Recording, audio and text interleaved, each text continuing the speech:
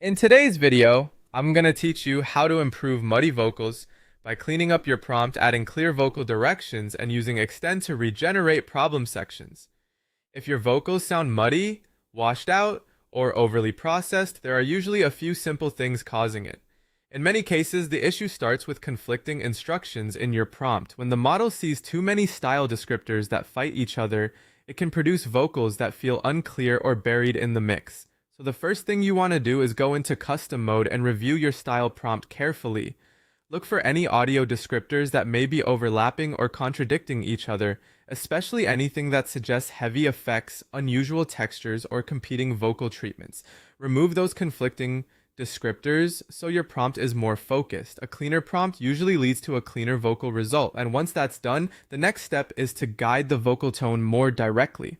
In your lyrics box, add specific vocal directives such as bracketed phrases like clean, clear vocals or dry vocals.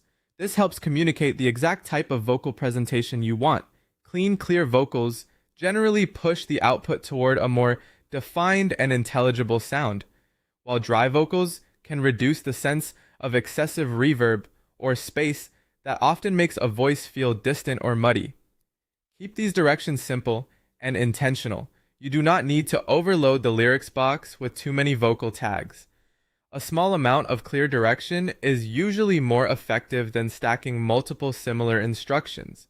If you already have a track where only part of the vocal sounds muddy, you do not need to start over from scratch.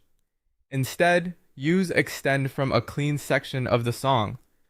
Choose a section where the vocals already sound the way you want, with good clarity and tone, and extend from that point to regenerate the muddy part. This gives the model a strong